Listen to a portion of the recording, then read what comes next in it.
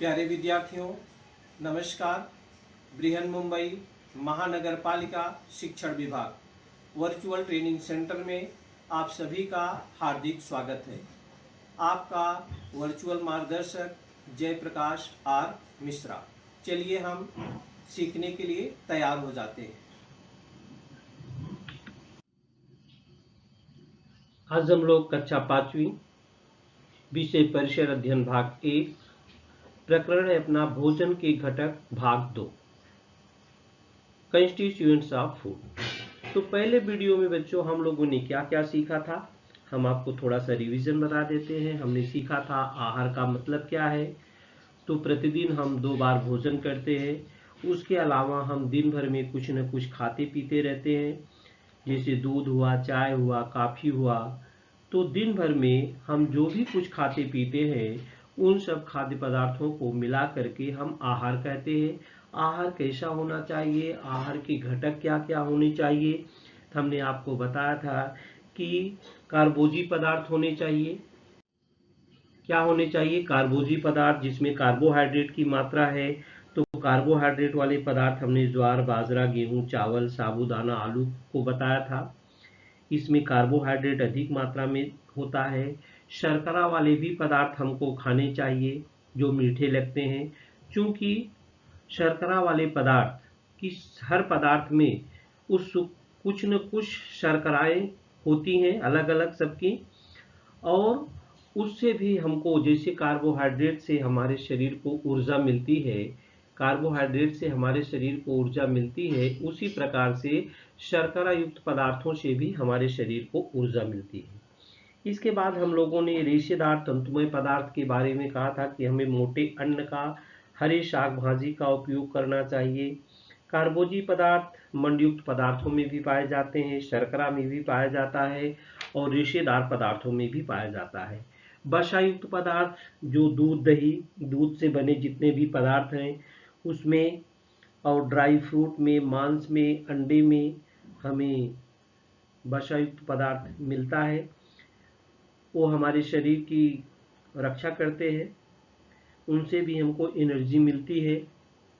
और इसके बाद हम लोगों ने प्रथिन के बारे में जानकारी लिया था कि जैसे आप घर बनाते हो उसमें बहुत सारी चीज़ों का उपयोग होता है, उसका छीजन होता है, तो हम उसकी फिर से मरम्मत करते हैं।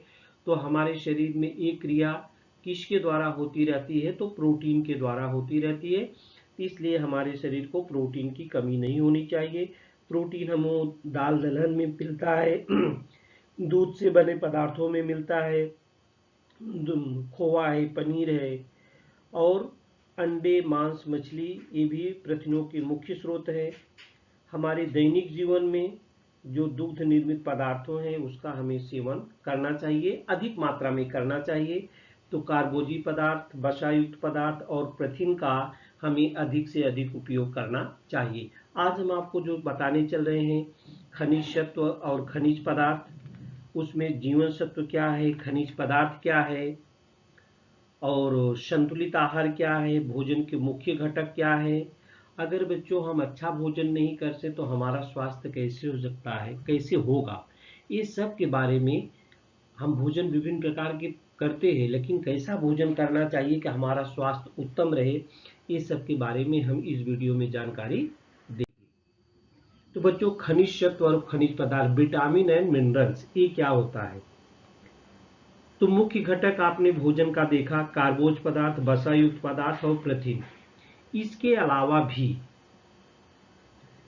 अल्प मात्रा में हमें अन्य घटकों की भी जरूरत होती है, और यही भोजन के जो अन्य घटक हैं, जीवन सत्व जिसको हम विटामिन भी बोलते हैं और मिनरल्स भी बोलते हैं, ये हमारे लिए अल्प मात्रा में होते हैं। अल्प मात्रा में पाए जाने वाले पदार्थ क्या हैं?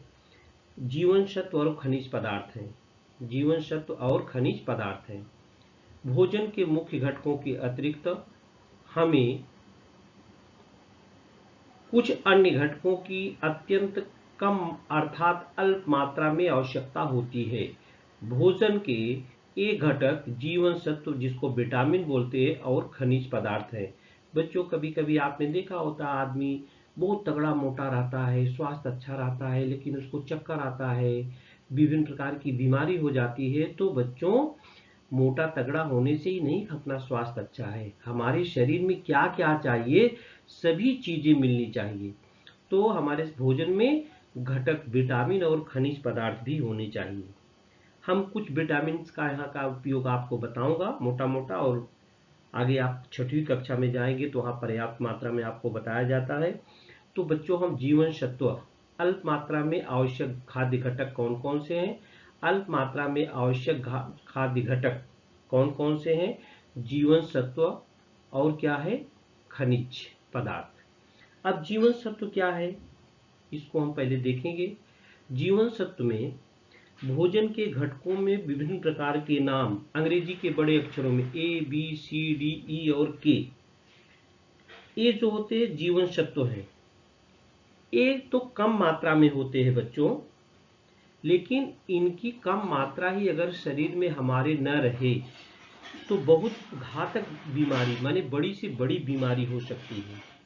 जैसे हम यहाँ पर ए है ना, विटामिन ए, अगर विटामिन ए आपके शरीर में कम हो गई, विटामिन ए अगर आपके शरीर में कम हो गई ना, तो आप समझते हैं आपको कौन सा रोग हो जाएगा? आपको ब्लाइंडनेस हो जाता है। जीवन सत्व ए की कमी से रतौंधी हो जाता है। दिन भर तो आपको अच्छा दिखाई देगा, लेकिन जैसे ही शाम होगा माने सूर्य का प्रकाश नहीं होगा तो अंधेरे में आप देख नहीं सकते हैं। इसलिए विटामिन ए वाले पदार्थ, सस्ते पदार्थ, ऐसे नहीं महंगे पदार्थ, गाजर है, दूध है, हरी भाजी है, इसमें विटामिन ए भरपूर मात्रा में पाया जाता है। इन पदार्थों का हमें सेवन करना चाहिए, क्योंकि अगर इनका अभाव रहेगा तो हमारे शरीर में परेशानी पैदा हो जाएगी। और एक जैसे विटामिन डी लिखा है बच्चों, इधर विटामिन डी है, ये देखिए। विटामिन डी की कमी से आपको क्या हो सकता है? छोटे बच्चे रहते हैं ना, उनको तेल मालिश करती है मम्मी, इसके बाद धूप में रखती है, धूप दिखाती है उनको। तो क्योंकि अगर अपने अंदर शरीर के अंदर विटामिन डी की कमी हो जाती है तो हमारी हड्डियां क्या होती, कमजोर हो जाती हैं और भंगुर हो जाती हैं। मतलब थोड़ा सी लगने पर आप गिरेंगे तो हड्डी टूट जाती है। बहुत लोग कहते हैं ना कि बहुत धीरे से गिरा और हड्डी फ्रैक्चर हो गई, तो उनके अंदर क्या है, विटामिन डी की कमी है। तो अगर जीवन सत्वों की हमारे शरीर के अंदर क्या रहे, देखिए बच्चा की, देखिए इसका पैर क्या, हाथ पैर दोनों बेचारे का टेढ़ा है, कि इसका मतलब इसको क्या है, इस बच्चे को विटामिन डी की कमी है, रिकेट्स रोग है, इसको हड्डी का रोग है। तो बच्चों, कोई भी विटामिन हो, जैसे विटामिन सी है, विटामिन सी की कमी हो गई ना तो आपका दांत दर्द करने लगेगा, आपके मसूड़े दर्द करने लगेंगे, मसूड़ों से खून निकलने लगेगा। तो इस प्रकार से इन जो जीवन सत्व है, विटामिन है, इसकी हमें अल्प मात्रा में आवश्यकता होती है। लेकिन अल्प मात्रा में जो आवश्यकता है, अगर वो भरपूर मात्रा में नहीं है तो हमारे अंदर अनेक प्रकार की बीमारी हो सकता है। जीवन सत्वों द्वारा क्या होता है बच्चों, जो रोग है ना उसकी रोकथाम होती है, रोग प्रतिकारक क्षमता बढ़ती है। अगर इनकी कमी हो गई तो हमारे शरीर में विभिन्न प्रकार के रोग हो जाएंगे। इसलिए उचित मात्रा में विटामिन हमें लेना चाहिए। विटामिन कहाँ आपको मिलेंगे बच्चों? ऐसा नहीं है कि बहुत माने महंगे पदार्थ हैं उसी में पाया जाता है, सस्ते में भी पाया जाता है। सीजन के हिसाब से जो भी फल मिलता है, जो भी भोजन मिलता है, वो हमें करना चाहिए। खनिज पदार्थ क्या है? मिनरल्स जिसको बोलते हैं बच्चों। तो ये लिखा है कि जीवन सत्वों द्वारा हमारे शरीर में रोग प्रतिकारक क्षमता बढ़ती है। अगर जीवन सत्वों की कमी हो जाएगी तो हमारे शरीर में रोग प्रवेश कर जाएंगे। ऐसा ही समझिए कि अगर जीवन सत्व की, विटामिन की आपके शरीर के अंदर कमी है तो रोग आसानी से प्रवेश कर जाएगा। जो मिनरल्स है बच्चों, खनिज पदार्थ, ये मिनरल्स है, ये कौन कौन से है मिनरल्स? जैसे ये लौह है, कैल्शियम है, सोडियम है, पोटेशियम है। ये हमारे शरीर के लिए आवश्यक खनिज तत्व में आते हैं। इनकी तो शरीर में बहुत ही कम आवश्यकता होती है, बहुत थोड़ी सी रहती है मात्रा, लेकिन इनका योगदान बहुत बड़ा रहता है। जैसे लोहा है, लौह, हमें चाहिए ना कि हमारे लोहा, लौह जिसको खून से तात्पर्य है, तो लौह खनिज पदार्थ द्वारा जो होता है, क्या होता है, रक्त में जो ऑक्सीजन हमको, हम जाते हैं ना, सांस लेते ऑक्सीजन जाती है, तो ऑक्सीजन क्या करती है, रक्त को पूरे शरीर में संचालित करती है।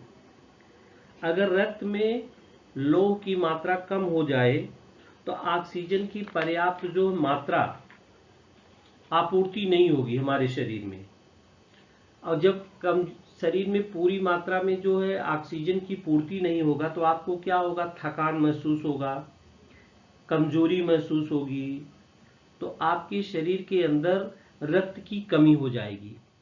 रक्त की क्या हो जाएगी, कमी। और रक्त की जब कमी हो गई बच्चों, तो आपको विभिन्न प्रकार के रोग हो सकते हैं। उसमें जब रक्त में कमी हो जाती है, एक रोग होता है एनीमिया। क्या होता है, जिसको रक्ताल्पता कहते हैं या एनीमिया कहते हैं। और आपकी हड्डी, अगर जैसे कैल्शियम की कमी हो गई आपके शरीर में, आपको जब देखिए, जब शरीर की हड्डी कहीं टूट जाता है, प्लास्टर हो जाता है, तो उसमें डॉक्टर आपको कैल्शियम का टेबलेट भी देता है खाने के लिए। क्यों, कि हड्डी जल्दी से जल्दी जुड़ जाती है। तो कैल्शियम द्वारा क्या होता है, हमारी हड्डियां मजबूत बनती है। तो बच्चों, इसके लिए ये सब लौह, कैल्शियम, सोडियम, पोटेशियम, ये हमारे शरीर के अंदर कम ना हो, इसके लिए हमें क्या खाना चाहिए, हमें फल खाना चाहिए, जो भी फल मिलते सीजन के हिसाब से खाना चाहिए, सब्जियां हरी खानी चाहिए, पत्तेदार सब्जियां खानी चाहिए, अंकुरित दाने खाने चाहिए हमें, और साथ साथ जो उनके छिलके रहते हैं ना, उनको छील के नहीं खाना चाहिए, वो छिलकों के सहित ही खाना चाहिए। अनाज का जो चोकर होता है, उसका भी जीवन सत्व में खनिज स्रोतों से पर्याप्त मिलता है। ये देखिए, विभिन्न प्रकार की भाजी सब्जी हम दिखा रहे हैं आपको, इसमें जीवन सत्व और खनिज ये स्रोत है, इसमें पर्याप्त मात्रा में मिलता है। ये बीट है, देखिए बीट बहुत कम खाते हैं हम लोग, इसको भी खाना चाहिए। गाजर पर्याप्त मात्रा में हमें खाना चाहिए जब मिलती है बच्चों। ये हरी भाजी है। सेब है, अगर मिलता है तो इसका भी खाना चाहिए। संतरा है, मौसमी है, इसका भी हमें सेवन करना चाहिए। अंकुरित दाने हैं, जब दानों को आप भिगो देते अंकुरित हो जाए, जैसे मूंग है, देखिए अंकुरित मूंग है, ये वैसे मूंग खाएंगे तो उतना फायदा नहीं करेगा, जब इसको अंकुरित करके खाएंगे तो बहुत ही फायदा होता है बच्चों। तो बच्चों, जहां तक हो सके, आप अगर कोई फल खाते हो तो फलों को छिलके सहित ही खाना चाहिए। और जो आटा मम्मी चालती है, चाल के चोकर को फेंक देती है, मम्मी को बोलो, मम्मी चोकर सहित ही बनाओ, इसको निकालो मत, क्योंकि वो उसमें जो होता है विटामिन और मिनरल्स अधिक मात्रा में पाए जाते हैं। चोकर को फेंकना, आटे से चोकर को अलग करके फेंकना नहीं चाहिए। तो बच्चों, हमें भोजन में देखिए कैल्शियम, आयरन, जिंक, ये सब की मात्रा होनी चाहिए। तो लौह खनिज द्वारा पदार्थ रक्त में समाविष्ट ऑक्सीजन पूरे शरीर में पहुंचती रहती है। रक्त में लौह की मात्रा कम होने पर ऑक्सीजन की पर्याप्त आपूर्ति नहीं होगी, जिससे कमजोरी और सतत थकान का अनुभव होता है। इस विकार को अरक्तता अथवा रक्त अल्पत्ता या एनीमिया कहते हैं। आपके अंदर शरीर की कमी, माने शरीर में जब ब्लड की कमी हो जाती है तो उसको एनीमिया रोग कहते हैं। और हड्डी अगर कमजोर हो गई तो कैल्शियम वाले पदार्थों को आपको अधिक से अधिक खाना चाहिए। अगर खाने से, भोजन से नहीं आपूर्ति हो पाती है तो डॉक्टर आपको कैल्शियम वाला टेबलेट खिलाता है। बच्चों, आपने बैलेंस डाइट का नाम सुना है, संतुलित आहार का नाम सुना है। आपका शरीर उत्तम रहे, जब हम ये कहते हैं कि हमारा स्वास्थ्य अच्छा रहे, तो हम अपने संबंध में क्या सोचते हैं बच्चों? अच्छा स्वास्थ्य होने के लिए क्या क्या जरूरी है? Early to bed and early to morning, makes a man healthy wealthy and wise, ऐसा कहा गया है कि माने हमको जल्दी सुबह उठना चाहिए और शाम को जल्दी सोना भी चाहिए, और सभी काम, चाहे वो पढ़ने का काम हो, खेलने का काम हो, घर का काम हो, हमें क्या करना चाहिए, समय से करना चाहिए।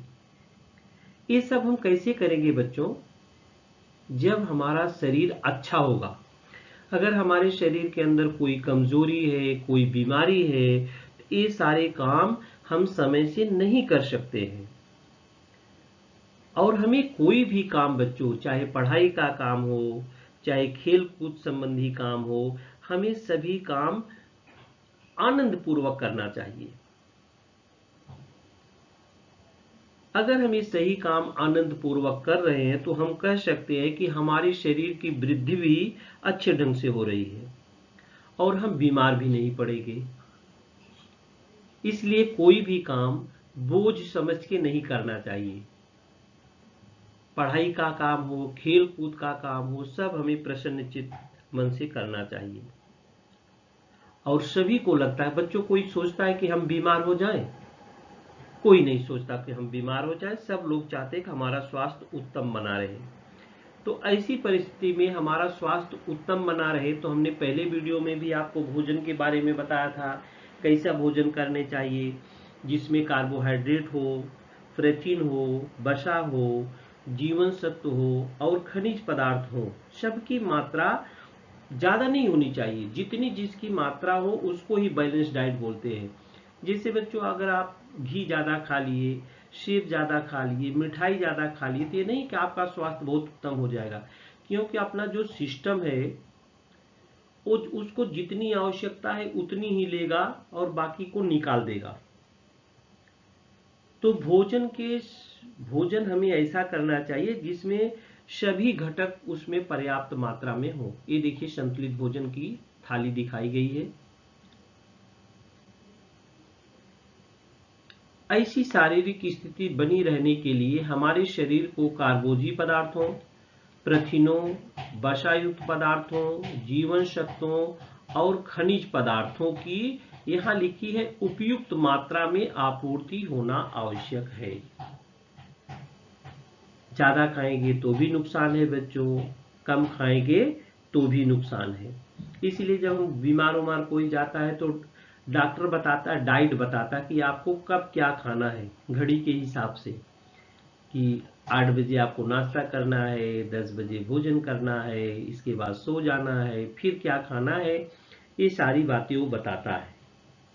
तो जो इस प्रकार से अगर आप भोजन करेंगे तो आप एकदम स्वस्थ रहेंगे। देखिए स्वस्थ दिख रहे हैं, दोनों प्रसन्नचित दिख रहे हैं, घूम रहे हैं। तो संतुलित आहार किसे कहते हैं बच्चों, याद कर लो संतुलित आहार क्या है, कि भोजन के सभी घटकों की उपयुक्त मात्रा में आपूर्ति करने वाले आहार को हम बैलेंस डाइट कहते हैं, संतुलित आहार कहते हैं। हमें विश्वास है आप जो हम भोजन के घटक बता रहे हैं जितना हो सकता है आप उसका अपने ऊपर, अपने घर वालों के ऊपर जरूर ही उपयोग में लाएंगे, अपने दैनिक जीवन में अवश्य उपयोग करेंगे। तो भोजन के जो प्रमुख प्रमुख घटक हैं एक बार हम आपको फिर से बता देते हैं कि भोजन फूड है। तो एक तो ऊर्जा देने वाला घटक है, एक शरीर का गठन होने वाला घटक है, और तीसरा क्या है, रोग प्रतिकारक क्षमता, जैसे विटामिन और खनिज मिनरल्स की आपके अंदर कमी हो गई तो रोग आपके अंदर प्रवेश कर सकता है। इसको हम एक बार आपको फिर से बता देते हैं। ये भोजन है, ये 3 भाग में बटे गए। पहले भाग में क्या है, भोजन के ऊर्जादायी खाद्य पदार्थ है। ऊर्जा देने वाले कौन कौन से है, कार्बोहाइड्रेट है और फैट है। दूसरा जो है शरीर के गठनकारी खाद्य घटक हैं। और तीसरा क्या है बच्चों, रोग प्रतिकारक तथा अन्य क्रियाओं के लिए अल्प मात्रा में आवश्यक खाद्य घटक। ये थोड़ी मात्रा में चाहिए बच्चों, लेकिन कम नहीं होना चाहिए। तो भोजन के ऊर्जादायी घटक की ज्यादा मात्रा में हम खाते हैं, इसमें क्या क्या होते हैं, कार्बोहाइड्रेट, जिससे पेट, कार्बोहाइड्रेट से ही पेट भरता है बच्चों, दूसरे से पेट भरने वाला नहीं है। तो कार्बोजी पदार्थ और वसायुक्त पदार्थ, ये दोनों ऊर्जा देने वाले हैं। कार्बोजी पदार्थ में आपने क्या क्या पढ़ा था? ज्वार, बाजरा, गेहूं, चावल, साबूदाना, आलू, ये सब कार्बोज, जिसमें कार्बोज सब्जियां होती हैं, फल होते हैं, उसमें भी कार्बोजी पदार्थ होते हैं, लेकिन कम मात्रा में होते हैं। तो ज्वार, बाजरा, गेहूं, चावल इसमें ज्यादा होता है। वसा युक्त पदार्थ जितने भी तेल युक्त है, सब में वसा होती है कम मात्रा में, कार्बोज से कम, लेकिन ये ऊर्जा इससे कार्बोज पदार्थों से दुगनी होती है वसा युक्त पदार्थों में, इसलिए कार्बोज पदार्थों की अपेक्षा वसा युक्त पदार्थों का हम कम उपयोग करते हैं। शरीर के गठन करने के लिए जो खाद्य पदार्थ हमने बताया, प्रोटीन, प्रथिन, वो कहाँ कहाँ अधिक मात्रा में पाया जाता है? दलहन, मूंगफली, दही, दूध, खोआ, पनीर, अंडे, मांस, मछली में प्रथिन की मात्रा होती है, जो शरीर की रचना के लिए हमारे बहुत उपयोगी है प्रथिन। रोग प्रतिकारक क्षमता में विटामिन और खनिज पदार्थ आते हैं बच्चों। क्या क्या आते हैं? ये देखिए, जीवन सत्व और ये खनिज पदार्थ आते हैं। तो हमें इस प्रकार का भोजन अपने शरीर को बचाने के लिए, क्योंकि हमारे शरीर को ऊर्जा देने वाले पदार्थ कार्बोज पदार्थ और वसायुक्त पदार्थ है, हमारे शरीर को मेंटेन करने वाले पदार्थ प्रथिन है, हमारे शरीर को कोई रोग न हो वो जीवन सत्व और खनिज पदार्थ है। तो बच्चों, अगर आप संतुलित भोजन करते हैं, आपका स्वास्थ्य उत्तम रहेगा, आप प्रसन्नचित्त रहोगे, आप अधिक से अधिक काम कर सकते हो। तो आगे हम आपको बच्चों ले चलते हैं।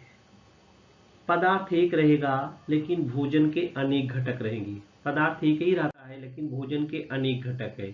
जैसे आप गेहूं जानते हैं ना, गेहूं से जब भी हम आटा बनता है बच्चों, हमारे आहार के प्रत्येक खाद्य पदार्थ से हमें एक से अधिक भोजन के घटक मिलते रहते हैं।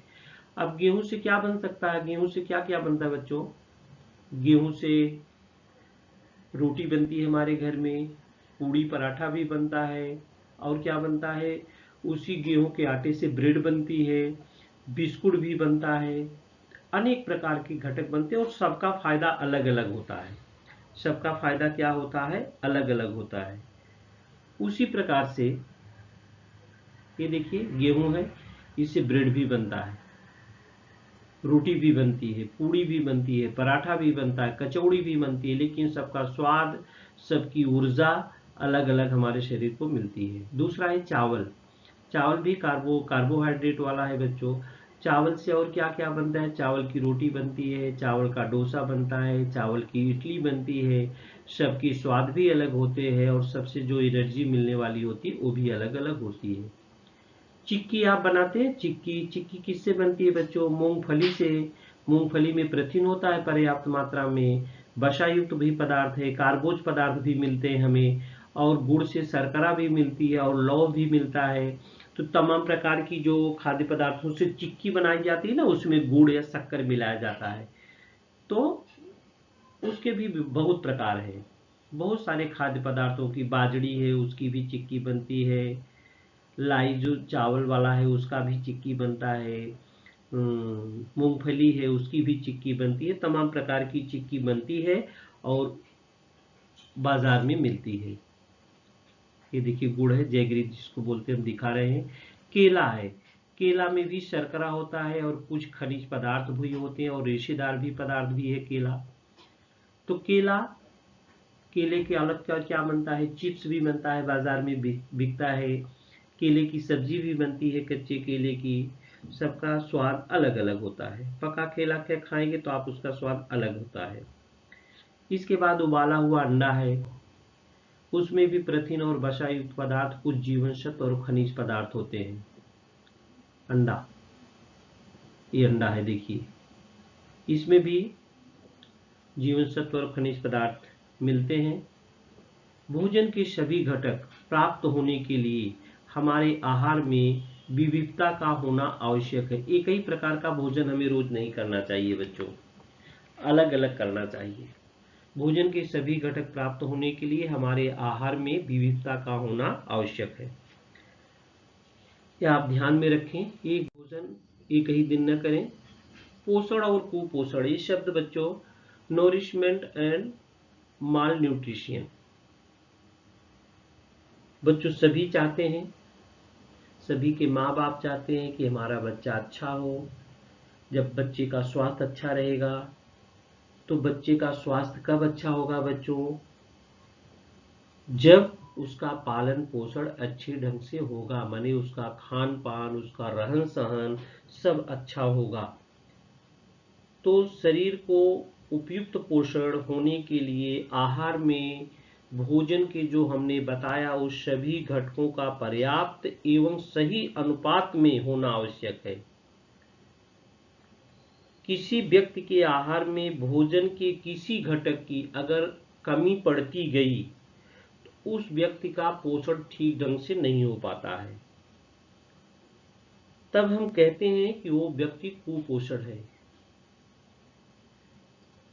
जैसे गमले में दो पौधा लगा लो, एक को ज्यादा पानी दो, रोज पानी में डुबोए रहो तो भी वो सूख जाएगा, और उसको अगर उचित मात्रा में आप खाद पानी देंगे तो पौधा बहुत अच्छा बनता है। उसी प्रकार से अपनी भी शरीर है, अगर उचित अनुपात में हम भोजन करेंगे, खाना खाएंगे, आहार लेंगे तो हमारा स्वास्थ्य उत्तम रहेगा। अगर उसमें किसी भी चीज की कमी हो गई तो हम कुपोषित हो जाएंगे। कुपोषण जब हो जाता है बच्चों, हमको अनेक प्रकार की बीमारी हो जाती है। तो शरीर का उपयुक्त पोषण होने के लिए आहार में भोजन की सभी घटकों का पर्याप्त एवं सही अनुपात में होना आवश्यक है। ये देखिए, इस सही अनुपात में भोजन पा रहा है, इस बच्चे का चेहरा देखिए और ये देखिए दूसरे बच्चे का चेहरा, इस सही अनुपात में भोजन नहीं पा रहा है। मतलब पेट इसका भी भर रहा है, लेकिन जिस अनुपात में भोजन के घटक चाहिए उसको नहीं मिल रहा है। इस बच्चे को कुपोषित बोलेंगे हम, कुपोषण हो रहा है। तो अगर संतुलित भोजन हम करते हैं तो वो पोषित बच्चा कहलाता है। अगर संतुलित भोजन नहीं करते हैं तो वो कुपोषित बच्चा हो जाएगा। तब उसका मन, अगर आपका शरीर अच्छा नहीं है तो आपका मन बच्चों पढ़ाई में नहीं लगेगा, खेल कूद में भी नहीं लगेगा, माने किसी भी क्रिया में आपका मन लगने वाला नहीं है अगर आपका स्वास्थ्य उत्तम नहीं है। तो होता क्या है, ऐसा कि नहीं इसको पेट नहीं भर रहा है, इसका भी पेट भर रहा है, भी खाना खूब खा रहा है, लेकिन वही या तो इसको कार्बोहाइड्रेट मिल रहा है, फैट मिल रहा है, प्रोटीन मिल रहा है कि नहीं मिल रहा है, या खनिज विटामिन है, मिनरल्स है, सारी चीजें इसको नहीं मिल पा रही। पेट तो इसका भर रहा है, ये भी जी रहा है, लेकिन सारी चीजें सही अनुपात में नहीं मिल रही। बच्चों यहाँ पर एक शब्द लिखा है सही अनुपात, सारी चीजें इसको सही अनुपात में नहीं मिल रहा है, इसलिए इसकी स्थिति ऐसी हो गई है। बच्चों कुछ लोग घर में कहते हैं कि लड़कियों को कम खिलाओ, लड़कों को ज्यादा खिलाओ, लड़कियों को फल कम दो, घी दूध कम दो, लड़कों को ज्यादा पिलाओ। ये बच्चों ऐसा गलत है, ऐसा गलत है। सबको बढ़ने के लिए, सभी बच्चे रहते हैं, बड़े होते हैं, सबको उतनी ऊर्जा की आवश्यकता होती है। ऊर्जा की कमी हो जाएगी, आपकी बढ़ोतरी नहीं हो पाएगी। तो बहुत लोग कहते हैं चॉकलेट दे देते हैं, मिठाई खिला देते हैं। बच्चों ऐसा नहीं करना चाहिए। आपने जो सीखा है उसका आप अपने दैनिक जीवन में अच्छे से उपयोग करना, इसीलिए पढ़ाया जा रहा है। तो खाना तो सभी खाते हैं, लेकिन भोजन में क्या क्या होना चाहिए आपको जानकारी होनी चाहिए। अगर बच्चा हट्टा कट्टा स्वस्थ दिखना चाहता है, सब लोग उसको पसंद आवे, तो जो भोजन हो, जो घटक है, भोजन के घटक हमने बताया वो उचित अनुपात में मिलना चाहिए। बच्चों एक चीज आप ध्यान में देखो, ये देखिए यहाँ पर एक स्वस्थ बच्चा है, दूसरा है कुपोषित बच्चा है। देखिए बच्चों आप ध्यान में रखो, बाजार के प्रलोभन लालच उत्पन्न करने वाले चटपटे पदार्थों को खाने की अपेक्षा ऐसे पदार्थ तैयार करके खाने चाहिए जिनसे हमें संतुलित आहार प्राप्त होता है। सब लोग ध्यान दो, बाजार में की चीजों को हमें नहीं खाना चाहिए। बाजार के प्रलोभन उत्पन्न करने वाले चटपटे पदार्थों को खाने की अपेक्षा ऐसे पदार्थ तैयार करके खाने चाहिए जिनसे हमें संतुलित आहार प्राप्त हो। ये देखिए, ऐसे पदार्थों को हमें कतई नहीं खाना चाहिए। ये सारे पदार्थ दिखाए गए हैं। देखिए, ये ऐसे पदार्थ खा रहा है, कितना मोटा हो गया है। खाने में तो पदार्थ बहुत अच्छे लगते हैं बच्चों, लेकिन ये अपने शरीर को क्या करते हैं, नुकसान पहुंचाते हैं। हमें बैलेंस डाइट लेना चाहिए। स्वास्थ्य हमें को अच्छा रखना है, हमें प्रसन्नचित रहना है, बीमारी से बचना है, तो हमें बैलेंस डाइट लेना चाहिए। इस वीडियो में हम लोगों ने क्या सीखा है बच्चों, एक बार हम लोग चर्चा कर लेते हैं फिर से। शरीर के लिए खनिज पदार्थों और जीवन सत्वों की कम मात्रा में आवश्यकता होती है। विटामिन और मिनरल की कम आवश्यकता होती है, लेकिन अगर उनको कमी आ जाए तो हमें बीमारियां हो सकती हैं। उनकी कमी से क्या होती है, हमें बीमारी हो सकती है। देखिए, हमें डॉक्टर के पास जाना पड़ेगा अगर विटामिन और मिनरल्स की हमारे शरीर में कमी है। विभिन्न फलों और उनके छिलके, सब्जियां, अनाज तथा दलहन, ये सभी रेशेदार पदार्थों के स्रोत है। तो हमने कहा पाचन क्रिया अच्छी होनी चाहिए तो हमें रेशेदार पदार्थ खाने चाहिए, इनके छिलके नहीं फेंकना चाहिए। हमें इनके छिलकों को भी, अब जैसे केला है, केले के छिलके आप नहीं खा सकते हैं। ये सब रेशेदार पदार्थों का हमें भोजन करना चाहिए। हमारे आहार के प्रत्येक खाद्य पदार्थ द्वारा हमें एक से अधिक खाद्य घटक प्राप्त होते हैं। जैसे हमने कहा, गेहूं की रोटी भी बनती है आटे से, ब्रेड भी बनता है, और बहुत सारी चीजें बनती हैं, बिस्किट बनता है। चावल से चावल भी खाते हैं हम, चावल से इडली बनता है, डोसा बनता है, उसका टेस्ट भी अलग हो जाता है। तो एक पदार्थ से बहुत सारे घटक पदार्थ प्राप्त किए जा सकते हैं, सबका महत्व अलग अलग होता है। सबका महत्व क्या होता है, अलग अलग होता है। यदि भोजन के सभी घटक उपयुक्त अनुपात मात्रा में न मिले तो कुपोषण होता है। क्या होता है बच्चों, देखिए, कुपोषण कब होगा, जब उपयुक्त अनुपात में न मिले तो। और व्यक्ति के जीवन पर कुपोषण के गंभीर कुप्रभाव पड़ते हैं। न वो कभी खुश रह सकता है, न वो पढ़ाई कर सकता है, न खेल सकता है, न उसके शरीर का विकास हो सकता है। अगर वो कुपोषित हो गया बच्चा, उसको सही ढंग से भोजन नहीं मिला, तो जिंदगी भर वो बेचारा झेलता ही रहेगा। तो बच्चों, हमें बैलेंस डाइट करना चाहिए। जो भी मिलेगा उसको हमें उचित मात्रा में खाना चाहिए। ऐसा नहीं कि कई चीज़ अच्छी मिले उसी से हमें पेट भर लेना चाहिए। तो ऐसा क्या होता है, अगर उपयुक्त मात्रा में सभी चीज़ें नहीं मिलेगी तो हमारी शरीर कुपोषित हो जाएगी और उसका खामियाजा हमें जिंदगी भर भोगना पड़ेगा।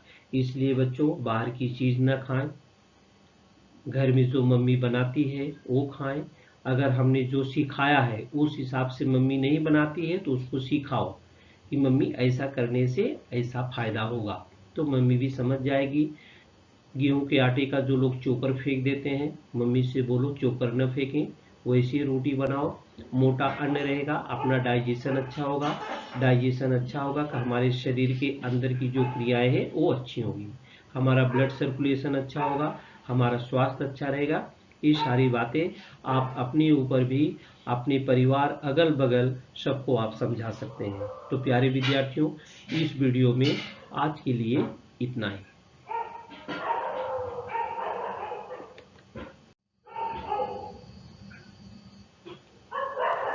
प्यारे विद्यार्थियों, हमने जो आज सीखा, हमें पूर्ण विश्वास है आप उसको अच्छी तरह से सीख चुके हैं और उसका आप अच्छी तरह से अभ्यास भी करेंगे। आज के लिए इतना ही, धन्यवाद।